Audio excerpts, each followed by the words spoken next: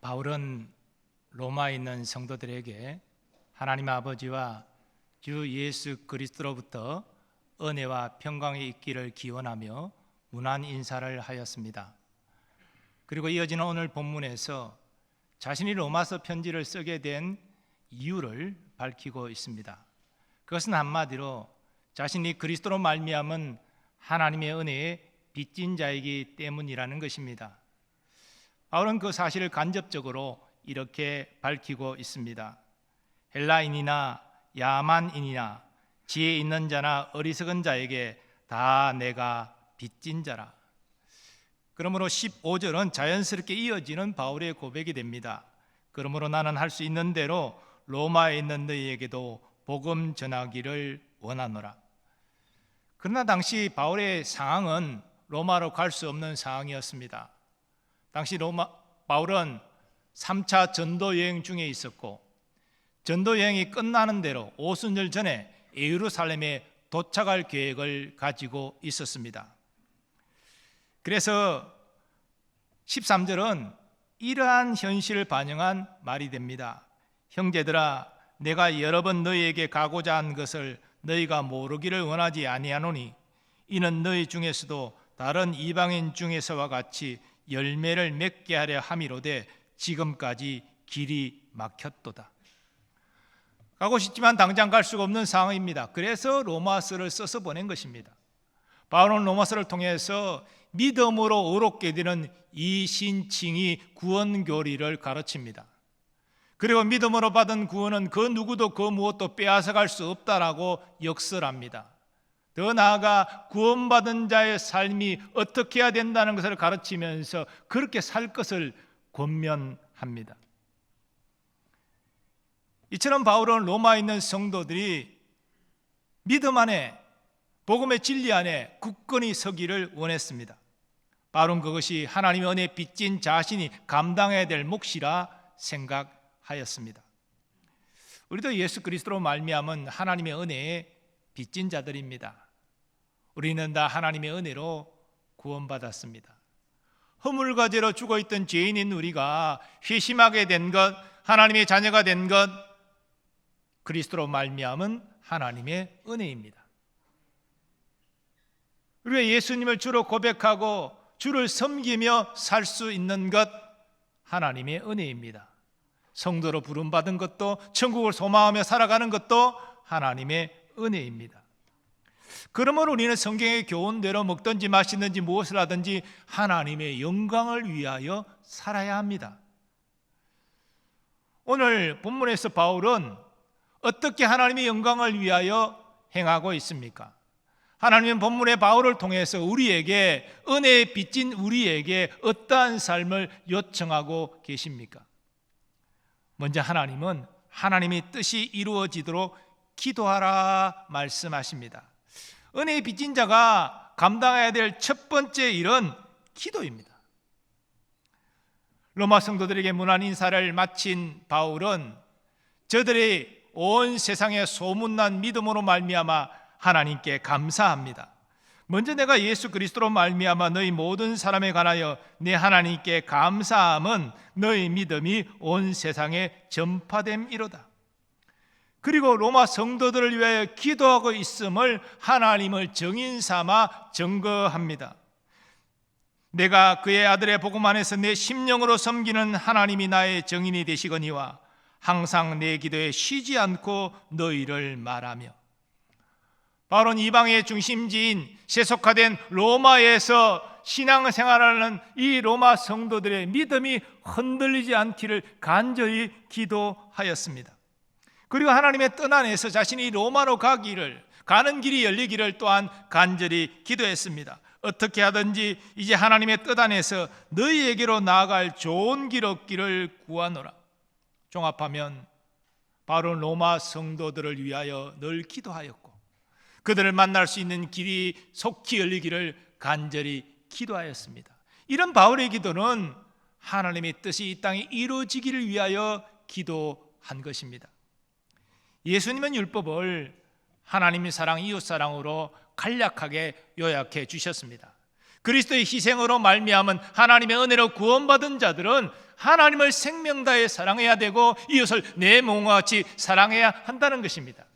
그런데 하나님을 생명 다해 사랑하는 사람은 하나님께 기도합니다. 기도가 하나님과의 만남과 교제이기 때문이죠. 또한 이웃을 사랑하는 사람은 어려움 가운데 처한 이웃에게 하나님의 도우심이 임하기를 간절히 기도합니다. 그것이 마땅하다는 것이지요. 구약시대 대표적인 중보적 기도는 조카 롯과 그 가족을 구원하기 위한 아브라함의 기도입니다. 어느 날 아브라함은 하나님께로부터 죄악의 도시 소돔성이 멸망당할 것을 듣습니다. 근데 문제는 그 소돔성에 조카 롯과 그 가족이 살고 있었다는 것입니다. 그래서 아브라함은 하나님께 의인을 죄인과 함께 죽이는 것은 마땅치 않습니다 하면서 제가 소돔성에 의인 50명을 찾으면 그 의인 50명으로 말미암아 소돔성을 멸하지 않겠습니까? 라고 하나님께 여쭈었습니다. 하나님이 허락하여 주셨습니다. 그러자 아브라함은 그 의인의 숫자를 계속 5번이나 낮추면서 마지막 의인 10명을 찾아도 그 성을 사하시겠습니까? 하나님 그렇게 하리라 허락하여 주셨습니다. 하나님 앞에서 조건을 5번이나 자기에게 유리하게 바꾸면서 그렇게 요청하는 것은 바로 조카 롯과 그 가족을 구원하기 위한 사랑 때문이었습니다. 하나님은 그러한 아브라함의 마음을 아셨기에 소돔성은 죄악으로 말미암아 멸망시키셨지만 조카 롯과 그 가족은 멸망시키기 전에 천사를 통하여 성 밖으로 나가게 하셨습니다. 아브라함의 중보적 기도에 응답하여 주신 것입니다. 신약 성경에도 베드로를 위한 예루살렘 교회의 간절한 중보적 기도가 증거됩니다. 헤롯 왕은 유대인들을 만족시키기 위하여 베드로를 붙잡아 옥에 가두었습니다. 유월절 기간이 끝나면 이끌어내어 죽이고자 했습니다. 그때 교회는 간절히 기도합니다. 성경은 이렇게 증거합니다. 교회는 그를 위하여 간절히 하나님께 기도하더라. 어떤 일이 일어났습니까? 여러 겹으로 문이 닫혀 있고 간수들이 지키고 있었지만 하나님이 천사를 보내 그들의 눈을 가리고 베드로를 옥에서 이끌어내셨습니다. 예루살렘 교회의 중보적 기도에 응답하여 주신 것입니다. 실로 하나님의 은혜에 빚진 자는 자신과 자신의 가족만을 위하여 기도하지 않습니다. 물론 우리는 우리 자신을 위해서 기도할 수 있습니다. 우리의 가족을 위하여 기도하는 건 마땅합니다. 하나님 그게 끝이 아니라는 것이지요. 은혜에 빚진 자는 하나님의 마음을 가지고 긍휼과 사랑의 마음으로 이웃을 위하여 기도합니다. 먼저 어려움에 처해 있는 지체들을 품고 기도합니다. 하나님이 저들을 긍휼히 여기고 도와주옵소서 간절히 기도합니다. 더하여서 주의 몸된 교회와 사역과 일꾼들을 위하여 기도합니다. 우리가 예배 때마다 교회와 사역과 일꾼들과 어려움 당한 이웃들, 환우들을 위하여 기도하지 않습니까? 바로 우리가 은혜에 빚진 자이기 때문에 그들을 품고 기도하는 것입니다. 뿐만 아니라 우리는 한국교회를 위해서도 기도해야 됩니다. 거룩함을 회복하고 부흥을 주옵소서. 더 나아가 우리는 믿지 않는 가족과 이웃 친지들을 위해서 기도해야 됩니다. 그들을 구원하여 달라고 포기하지 않고 기도해야 됩니다. 그리고 우리나라와 우리 민족에 주의 자비와 긍휼이 임하여 여호와를 경외하는 나라와 민족 되게 하시고 공평과 정의가 흐르게 하시고 이런 큰 비로 말미암은 피해를 멈춰달라고 우리는 또한 기도해야 됩니다. 더하여 선교사님들과 그 가족과 사역을 위해서도 우리는 간절히 기도해야 합니다. 우리가 하나님의 은혜를 받았다는 것은 받을 자격 없는 우리가 하나님의 놀라운 사랑을 받았다는 의미입니다. 우리가 놀라운 사랑을 받았기 때문에 우리가 하나님을 사랑하고 이웃을 사랑하는 것은 마땅하다는 것입니다. 그리고 그 사랑의 표현 중에 가장 강력한 것 중에 하나가 기도라는 것입니다. 하나님을 사랑하기 때문에 기도합니다. 이웃을 사랑하기 때문에 그들을 위하여 기도합니다. 이 나라를 사랑하기 때문에 나라를 위하여 기도합니다. 그게 마땅하다는 것이죠. 하나님 우리가 은혜의 빚진 자임을 자각하고 하나님의 뜻이 이 땅에 이루어지도록 간절히 기도하라 말씀하십니다. 두 번째로 하나님은 성도의 믿음을 성장케 하는 일에 헌신하라 말씀하십니다. 바울이 로마로 가기를 원하고 이를 위하여 기도한 것은 자기 유익을 위함이 아닙니다. 로마 도도시 구경 가기 위함이 아닙니다. 로마에 있는 성도들을 만나고 그들을 믿음을 성장을 시키기 위함이었습니다. 11절은 그러한 사실을 이렇게 증거합니다. 내가 너희 보기를 간절히 원하는 것은 어떤 신령한 은사를 너희에게 나누어 주어 너희를 견고하게 하려 함이니 이는 곧 내가 너희 가운데서 너희와 나의 믿음으로 말미암아 피차 아니함을 얻으려 함이라. 여기 보면 바울이 로마 성도들에게 나누어 주고자 하는 신령한 은사가 나옵니다. 성서공회에서 현대인에게 맞게 새롭게 번역하는 새 한글 성경에서는 이 신령한 은사를 영적 선물로 번역하고 있습니다. 그리고 주석학자들은 이 영적 선물을 바울이 로마 성도들에게 전할 진리의 가르침을 의미한다라고 해석합니다. 즉 바울은 자신이 깨닫고 감동받은 진리의 말씀을 전함으로 말미암아 로마 성도들의 믿음을 성장시키기를 원했다는 것입니다. 또 이 신령한 은사는 바울이 안수를 통하여 성령의 은사를 받게 하는 그런 은사가 있었는데 바로 그러한 은사를 통하여서 로마 성도들에게 신령한 은사, 성령의 은사를 받게 함으로 저들의 믿음을 성장시키기를 원하였다는 것으로 해석할 수도 있습니다. 그런데 이 진리의 가르침이나 성령의 은사는 바울에게 있는 능력이 아닙니다. 하나님의 능력이지요. 성령의 능력이지요. 즉 바울은 로마로 가서 로마 성도들을 영적으로 성장시키는 일에 주의 도구로 쓰임받기를 원했던 것입니다. 그래서 서로의 믿음을 통하여서 피차 위로와 격려를 받기를 원했습니다. 바울은 그것이 하나님의 뜻이다 확신하였습니다. 사도 바울은 골로새서도 썼는데 이 골로새 교회의 성도들에게 쓴 편지입니다. 그런데 이 골로새 교회는 바울이 개척한 교회가 아닙니다. 다른 사람이 개척한 교회입니다. 하지만 주 안에서 한 몸된 지체 의식을 가지고 저들을 사랑했기에 골로새서 편지를 써서 저들의 믿음을 성장시키기를 원했던 것입니다. 바울은 편지를 통하여 이렇게 증거합니다. 우리가 그를 전파하여 각 사람을 권하고 모든 지혜로 각 사람을 가르침은 각 사람을 그리스도 안에서 완전한 자로 세우려 함이니 이를 위하여 나도 내 속에서 능력으로 역사하신 이의 역사를 따라 힘을 다하여 수고하노라. 바울은 이상주의자가 아닙니다. 굉장히 실제적인 사람입니다. 그래서 그의 서신서를 보면요, 전반부에는 구원의 교리, 은혜의 교리 이런 것을 통해서 성도들을 가르치지만 후반부에는 이 은혜 받은 자, 구원받은 자는 이렇게 살아야 됩니다. 하나님이 이렇게 사랑하고 이웃을 이렇게 사랑하며 구체적으로 살아야 됩니다. 이것을 가르치고 권고합니다. 바울은 이 일을 자신의 능력이 아니라 자신 안에서 역사하는 성령의 역사하심을 의지하여 최선 다해 감당한다라고 고백하고 있습니다. 은혜의 빚진 자로서 성도를 섬기는 일에 주의 도구가 되는 것이 하나님의 뜻임을 확신했기 때문입니다. 우리도 마찬가지입니다. 우리는 나만 은혜 받고 나만 영적 성장으로 성장하면 된다 이렇게 생각하면 안 됩니다. 그것은 우리를 구원하시는 하나님의 뜻이 아닙니다. 하나님은 우리를 교회라는 한 공동체로 세워주셨습니다. 그렇기 때문에 우리는 서로를 위하여 유익을 주는 주의 도구가 되어야 됩니다. 서로의 믿음을 성장을 시키는 일에 우리는 주의 도구로 쓰임받아야 됩니다. 이런 의미에서 우리는 우리의 거친 은행이 믿음의 지체를 실족시키지 않도록 또 주의하고 또 주의해야 됩니다.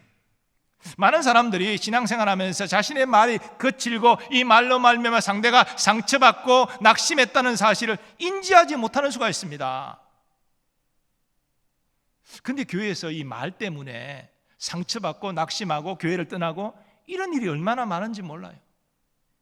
그 영혼이 우리 교회에 등록하고 신앙생활까지 많은 사람의 눈물의 기도와 헌신과 역사가 있었는데 우리의 거친 말 때문에 낙심하고 교회를 떠나고 예수를 믿지 않겠다 이렇게 된다면 이건 얼마나 큰 죄악을 짓는 것입니까? 우리는 다른 사람의 유익을 줄 수 있는 하나님의 도구가 되어야 되지 다른 사람을 실족시키는 걸림돌이 되어서는 안 된다는 것입니다. 그래서 여러분 우리가 영적으로 성숙하는 것이 중요합니다. 원래 우리는 다 이기적인 사람들이잖아요. 다른 사람 생각하지 않고 내 생각대로 말하고, 다른 사람의 상처를 받든 말든 내 주관대로 생각하고 말하고, 이게 우리의 모습이 아니었습니까? 그냥 예수 믿고 성장하게 되면 그렇게 되면 안 됩니다. 이 거친 심령이 온유한 심령으로 바꿔야 되고, 거친 말이 부드러운 말로 변화되어야 됩니다. 그리고 내 입장에서 생각하고 판단하고 말하는 것이 이제는 상대방 입장에 서서 상대방 입장에서 바라보고 상대방 입장에서 말할 수 있는 이런 성숙함이 우리에게 필요합니다. 이게 성도의 성화 아니겠습니까? 이렇게 성숙해야 우리가 다른 사람을 영적으로 도울 수 있는 주의 도구가 될 수 있는 것 아니겠습니까?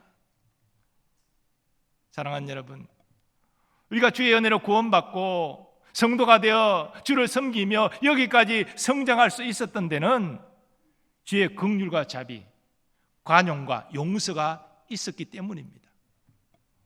우리 철없을 때 다 있었습니다.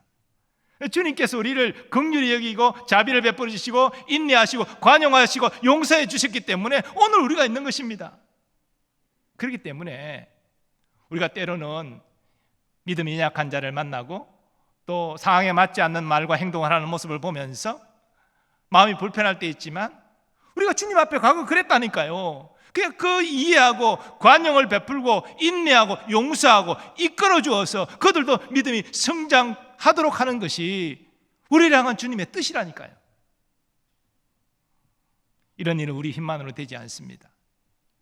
그래서 교회 지도자들, 우리 구역장들, 이 성도를 섬기기 위해서는요, 주님을 의지해야 된다는 것이죠. 그게 기도가 필요한 것입니다. 하나님 도와주셔서 나를 통하여서 우리의 지체의 믿음이 성장하고 이 주님이 예비하신 이 부유함을 누릴 수 있도록 하나님 도와주옵소서. 은혜의 빚진 우리에게 하나님 말씀하십니다. 지체를 영적으로 성장시키는 일에 주의 선한 도구로 쓰임받는 너희가 되기를 원한다. 주의 말씀의 믿음으로 응답하는 우리가 되기를 바랍니다. 세 번째로 하나님은 은혜에 빚진 우리에게 복음을 전하는 일에 힘쓰라 말씀하십니다. 바울이 그리스도로 말미암는 하나님의 은혜를 받고 그 다음에 구원받고 사도로 세워진 것은 최종 목적이 무엇입니까? 복음을 전하라. 특별히 바울은 이방인의 사도로 예수님의 보내심을 받지 않았습니까? 로마서 1장 5절은 바울이 받은 사명을 이렇게 증거합니다. 그로 말미암아 우리가 은혜와 사도의 직분을 받아 그의 이름을 위하여 모든 이방인 중에서 믿어 순종하게 하나니. 오늘 본문도 같은 사실을 증거합니다. 헬라인이나 야만인이나 지혜 있는 자나 어리석은 자에게 다 내가 빚진 자라. 그러므로 나는 할 수 있는 대로 로마에 있는 너희에게 복음 전하기를 원하노라. 이 헬라인, 헬라어를 쓰는 사람들, 야만인, 헬라어를 쓰지 않는 사람들, 그게 모든 이방인들이지요. 그들에게 자신이 빚졌다라고 말하고 있습니다. 근데 사실 바울이 이방인들을 얼마나 많이 만났다고 그 이방인들 모두에게 빚졌다, 특히 로마에 있는 사람들을 생각하고 염두에 두면서 빚졌다. 아니, 만난 적도 없는 사람에게 무슨 채무를 빚졌다? 말이 안 되는 소리지 않습니까? 이것은 복음에 빚졌다는 의미입니다. 난 여러분에게 복음을 전할 의무를 가진 사람입니다, 이런 뜻이죠. 왜냐하면 바울이 과거 복음의 대적자였고 예수 그리스도의 대적자였는데 주의 은혜로 부름받아 구원받았고 사도로 세워져서 보냄을 받았기 때문에, 그래서 이방인이 믿어 순종하도록 하는 사명을 그가 부여받았기 때문에 난 여러분에게 복음을 전하고 진리의 말씀을 가르쳐서 여러분을 믿음 안에서 성장케 하는 사명을 가진 사람입니다 라고 저들에게 빚졌다라고 말하고 있는 것입니다. 안디옥 교회는 성경에서 이방인 지역에 세워진 최초의 교회입니다. 그리고 안디옥 교회에서 성도들이 그리스도인이라 처음 불림을 받았습니다. 사실 이 그리스도인이라는 의미는 처음에 세상 사람들이 예수 믿는 자들을 조롱하는 예수에게 미친 자들, 이런 의미였습니다. 그런데 성도들은 그 의미를 그리스도께 속한 자로 받아들이고 나는 그리스도께 속한 사실을 자랑합니다. 우리 교회는 그리스도께 속한 곳입니다. 이렇게 지금 자부심을 느끼기 시작했습니다.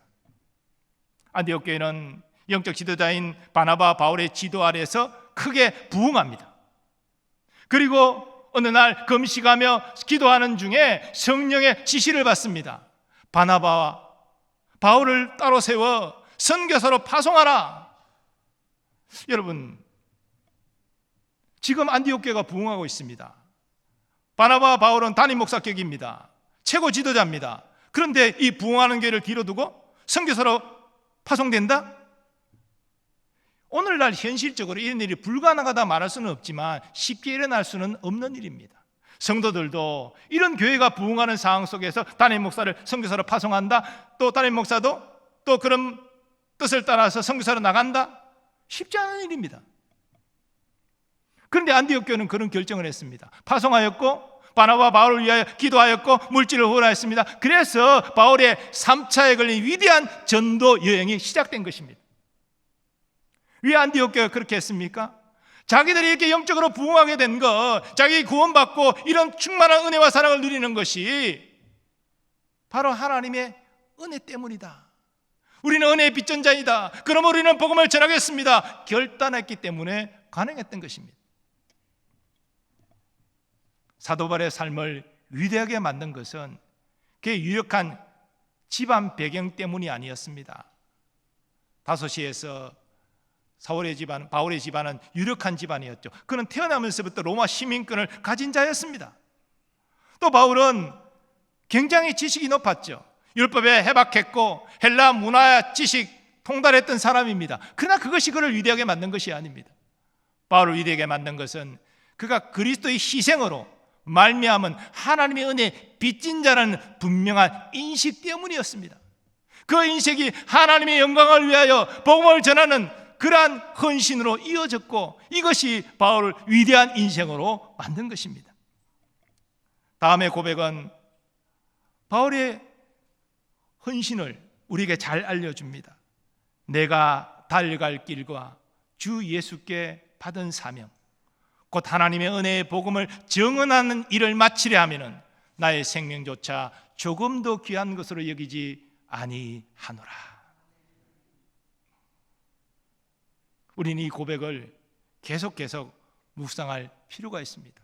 우리가 바울 정도까지 헌신할 수는 없다 할지라도 내가 주의 은혜에 빚진 자입니다. 아무 소망 없는 내가 구원받고 성도로 부름받고 교회를 섬길 수 있는 것 주의 은혜입니다.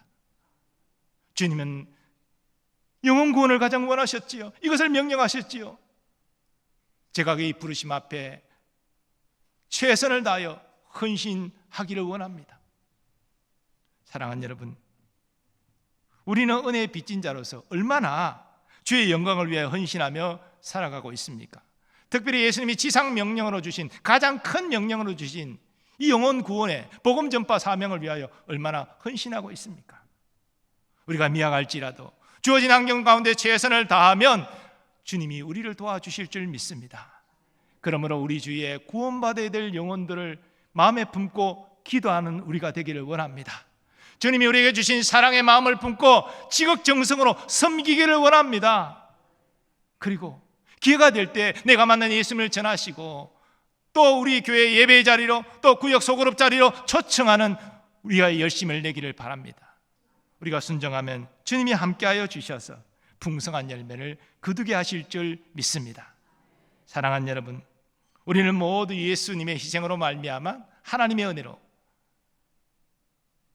주의 은혜에 빚진 자들입니다. 허물과 죄로 죽었던 아무 소망없는 우리가 회심한 것 하나님의 은혜입니다. 우리가 성도가 되고 주를 섬기는 것 하나님의 은혜입니다. 바울은 이 사실을 너무나 잘 알았기 때문에 자신의 은혜, 베푸신 은혜에 감사하면서 주의 영광을 위하여 인내하며 희생하며 헌신하였습니다. 구체적으로 오늘 본문을 통하여서 주의 뜻이 이루어지기를 믿음으로 기도하였습니다. 성도들을 믿음에 성장시키는 일에 주의 도구로 쓰임받았습니다. 그리고 복음을 전하는 일에 최선을 다하였습니다. 그래서 주님의 칭찬을 받고 하늘의 별과 같이 빛나는 위대한 인생이 되었습니다. 주님은 우리에게도 믿음의 순종을 요청하고 계십니다.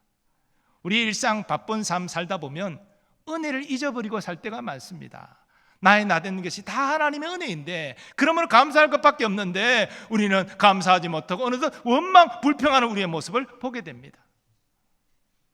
여러분, 다 잊어도 그리스도께서 우리를 위해 희생하시고 독생자를 희생하시면서 나를 자녀 삼으신 하나님의 은혜를 잊지 않고 감사하는 우리가 되기를 바랍니다. 우리가 성도가 되고 천국을 소망하며 살아갈 수 있게 된 것도 하나님의 은혜임을 깨닫고 감사하시기 바랍니다. 그리고 이 감사를 넘어서 이제는 믿음으로 응답하는 삶을 살기를 원합니다. 바울처럼 하나님의 뜻이 이 땅에 이루어지기를 위하여 믿음으로 기도하십시다. 그리고 성도의 유익을 줄 수 있는, 성도의 영적 성장을 도울 수 있는 주의 덕으로 쓰임받기를 소원합니다. 더 나아가 복음 전파를 위해서 기도하고 섬기고 초청하고 예수 전하는 우리가 되기를 바랍니다. 우리가 주의 영광을 위하여 헌신하면 주님이 우리를 칭찬하시고 우리를 위하여 주님이 일하실 것입니다. 그리고 우리도 하늘의 별과 같이 빛나는 존귀한 인생이 될 것입니다. 이런 은혜가 우리 모두에게 있기를 간절히 소망합니다.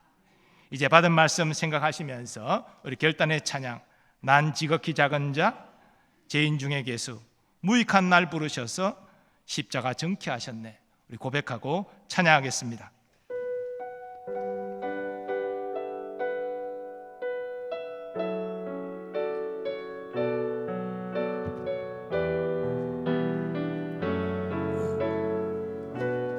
난 지극히 작은 자, 난 지극히 작은 자, 죄인 중에 괴수, 무익한 날 부르셔서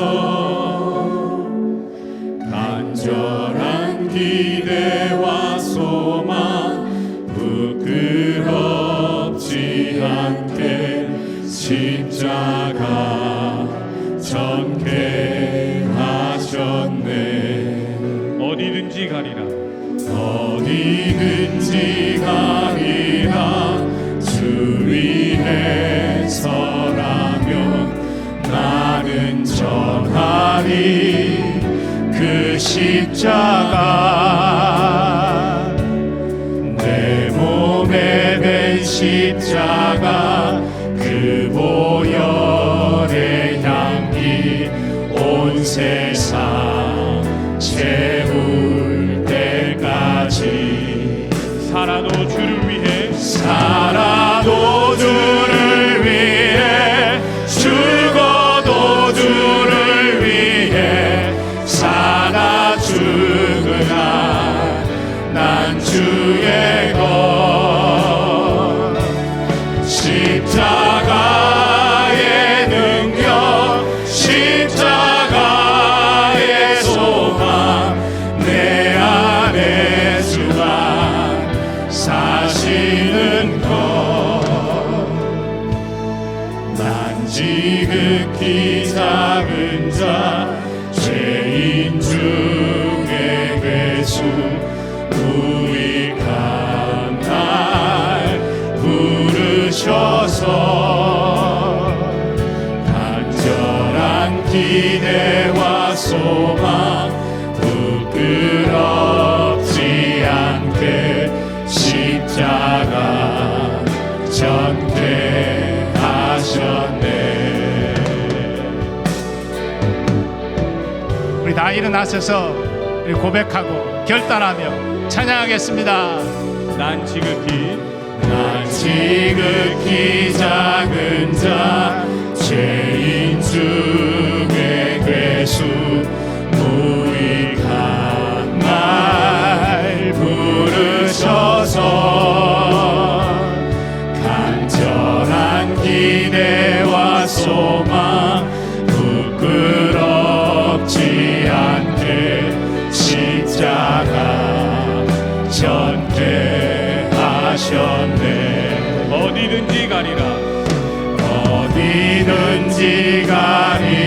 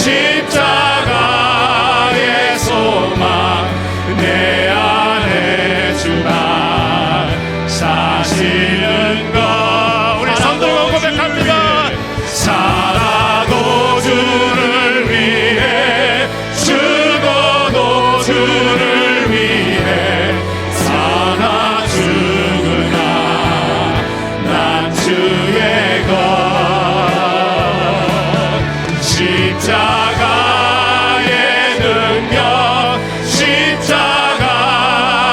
소망, 내 안에 주가 사시는 것. 난 지극히 작은 자, 죄인 중에 괴수, 무익한 날 부르셔서 간절한 기대와 소망, 부끄럽지 않게 십자가 전폐하셨네. 내 사랑 나의 십자가, 내 사랑 나의 십자가.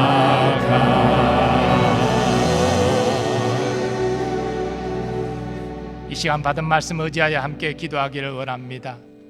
먼저 예수님의 희생으로 말미암은 하나님의 은혜로 구원받고 성도가 되어 주를 섬길 수 있음에 감사하는 우리가 되기를 원합니다.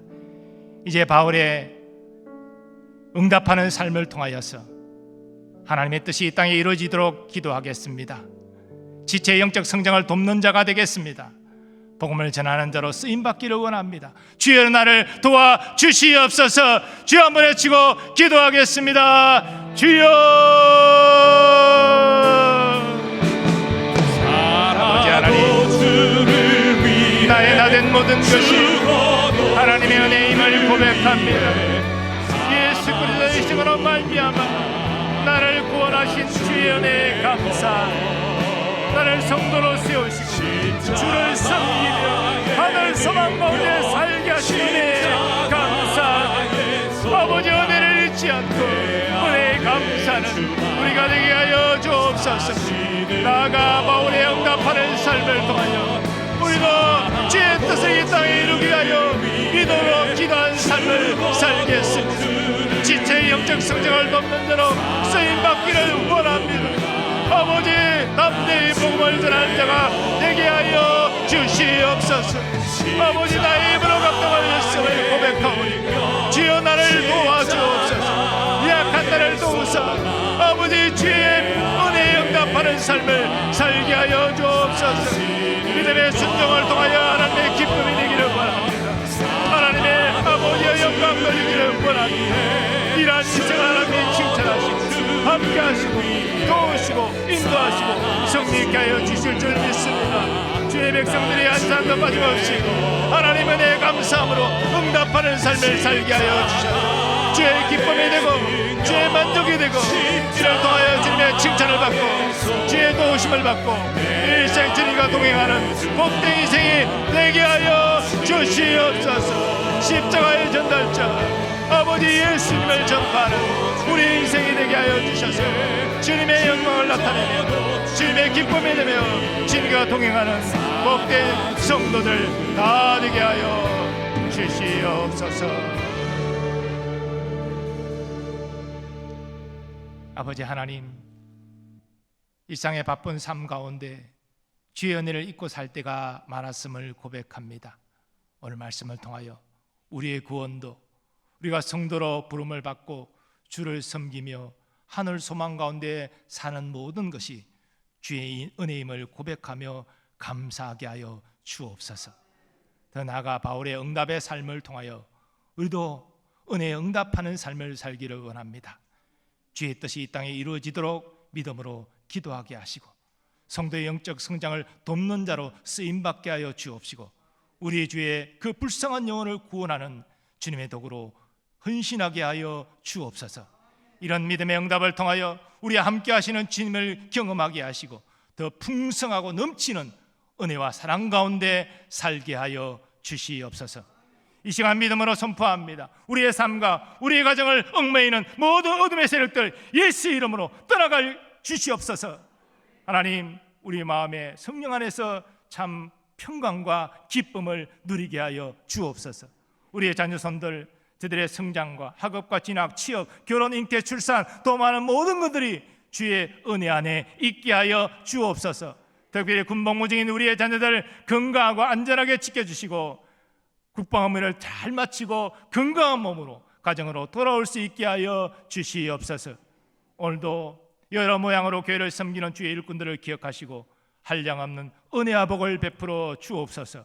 우리나라 우리 민족 주의 자비와 긍휼이 임하사 여호와를 경외하는 나라와 민족 되게 하여 주옵시고 공평과 정의가 하수처럼 흐르는 나라와 민족 되게 하여 주옵소서. 특별히 호우 피해로 고통받는 이들을 위로하여 주시고 속히 모든 피해가 복구되도록 주님 도와주시고 더 큰 비가 내리지 않고 이제 더 큰 피해가 발생하지 않도록 하나님 도와주시옵소서. 남북의 평화 통일을 꼭 이루게 하시고 함께 하나님께 예배하며 주의 이름을 준비하는 선교 민족 되게 하여 주시옵소서.